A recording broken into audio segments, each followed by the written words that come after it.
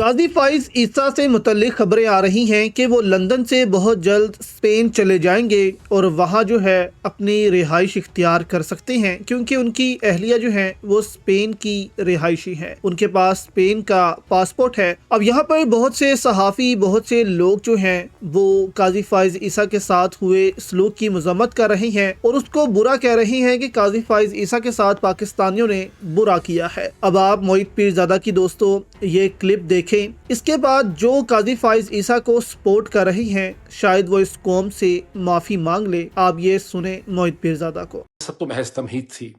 جو اصل چیز میں آپ کو پڑھ کے سنانا چاہتا ہوں وہ میرے ہاتھ میں، یہ میرا دوسرا فون ہے، یہ میرے ہاتھ میں ہے۔ یہ ٹویٹ ہے پاکستان تحریک انصاف کے اسلام آباد کے کینڈیڈیٹ جناب عامر مغل صاحب کا، جنہوں نے 8 فروری 2024 میں اسلام آباد کا الیکشن NH 46 سے انہوں نے جیتا ایز پر فارم 45، لیکن پھر اس کے بعد قاضی فائز عیسیٰ اور وہاں کے جو ججز صاحبان ہیں ان کی مہربانی سے ان کو ان کی سیٹ جو ہے وہ نہیں مل سکی۔ یہ عامر مغل صاحب کا ٹویٹ ہے جو میں پڑھ کے بھی آپ کو سناؤں گا اور میں آپ کو اسکرین کے اوپر بھی دکھاؤں گا، اور میری کوشش یہ ہوگی کہ اس کے اندر کے چند واقعات کی جس کی طرف وہ اشارہ کر رہے ہیں ان دکھ بھرے واقعات کی میں کچھ ویژولائزیشن اور تصاویر بھی آپ کو اسکرین کے اوپر دکھا سکوں۔ وہ لکھتے ہیں عامر مغل صاحب، میں نے گزشتہ رات قاضی فائز عیسیٰ کی لندن میں گاڑی کے باہر چند پاکستانیوں کا احتجاج دیکھا۔ کچھ لوگوں نے اس گاڑی کو تھپڑ بھی مارے۔ سچ پوچھیں تو احتجاج کی حد تک تو ٹھیک، لیکن گاڑی کو تھپڑ مارنے کی حد تک مذمت کرنے ہی لگا تھا کہ اسی قاضی کے دور میں میری آنکھوں کے سامنے چودھری اعجاز کی بیوی کہ پہلا اس کا پارٹ ہے کہ بچوں ملازمین کے ساتھ کیا کیا گیا کا سلوک گھومنے لگا۔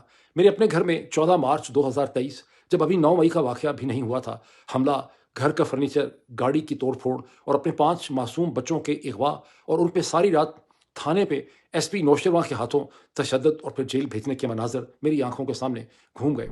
سعد اللہ بلوچ کی بیٹی کے اغوا کے مناظر گھوم گئے۔ گل ظفر باغی کے معذور بچے کے اغوا کے مناظر گھوم گئے۔ الیکشن کے دوران امیدواران اور ان کے پروپوزرز اور سیکنڈرز کے اغوا کے مناظر گھوم گئے۔ مونس الہی کی والدہ سے سر عام کاغذات نامزدگی چھیننے اور بدتمیزی کے مناظر گھوم گئے۔ وکلا، صحافیوں، عام شہریوں، سیاسی کارکنان، بلوچیوں کے اغوا پہ قاضی کی خاموشی کے مناظر گھوم گئے۔ میجر طاہر صادق، ایمان طاہر کے گھروں کی توڑ پھوڑ اور ملازموں پہ تشدد کے مناظر گھوم گئے۔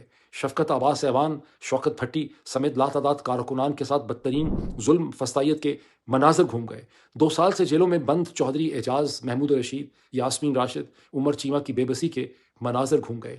ڈیتھ سیل سے ملٹری کسٹڈی میں بند کارکنان کے چہرے گھوم گئے۔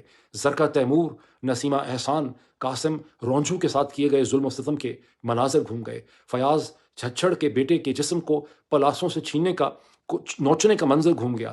معصوم آباد فاروق کا چہرہ گھوم گیا۔ پھر لکھتے ہیں طیبہ راجہ، صنم جاوید، عالیہ حمزہ، خدیجہ شاہ، عائشہ بھٹا کے بے گناہ سال بھر کی جیلوں میں قید کے مناظر گھوم گئے۔ عمران خان کی اہلیہ اور ان کی بہنوں کی بے گناہ قید کے مناظر گھوم گئے۔ اور یہ سب کچھ اس قاضی کے دور میں ہوا، اور پھر جب قاضی کی توجہ اس طرف دلائی گئی تو قاضی نے تاریخی جملہ کہا، اگر تم کچن کی گرمی برداشت نہیں کر سکتے تو کچن میں کھڑے کیوں ہوتے ہو؟ پھر مجھے خیال آیا کہ بجائے اس کی مذمت کرنے کے مجھے بھی یہی کہنا چاہیے، قاضی صاحب آپ جب لندن پلان کے تحت مل کر یہ سب ظلم و ستم کروا رہے تھے اور تمام ظلم و ستم، چنگیزیت اور فسطائیت یزید